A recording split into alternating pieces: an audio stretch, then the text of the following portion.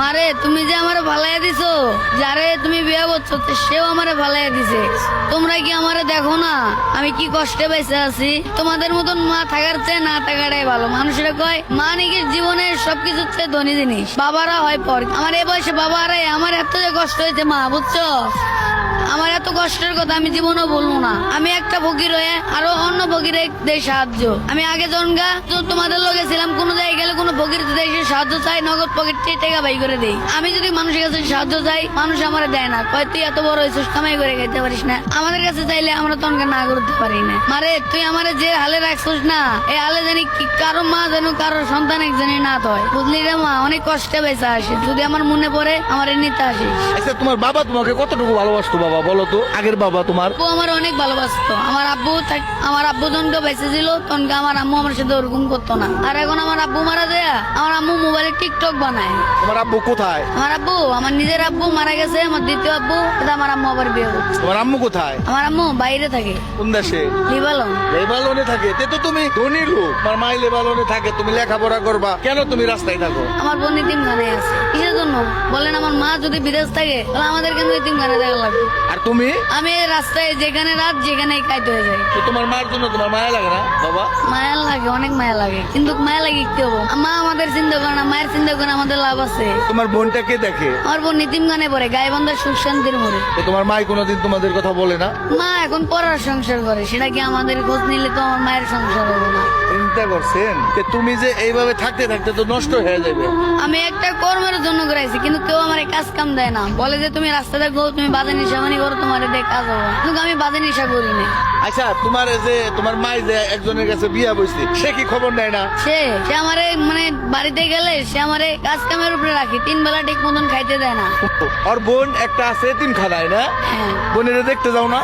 আমি যাই 3 মাস 4 মাস পর পরে যে আমার বোনটারে দেখি, কিছু টাকা আমার বোনের হাতে দিয়ে আসি। চিন্তা করেন এই চান্দরা ওভার ব্রিজে থাইকা মানুষের কাছে ভিক্ষা উঠাইয়া আবার বোনের দেখতে যায়। তোমার বোন কত বড় হয়েছে? আমার বোনের বয়স 8 বছর। 8 বছর। সে কি কান্না করে না মামা গয়া? আমি গেলে কান্না করে আমারে বলে যে ভাইয়া আমার এই যে নিয়ে দাও, আমি এই যে হাত থাকবো না।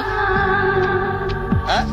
বলে যে ভাইয়া আমার তুমি এই যে নিয়ে দাও, আমি আর এই জায়গায় থাকবো না। তখন তুমি কি বলো? আমি কইছি যে বোন তোর বয়স এখন 8।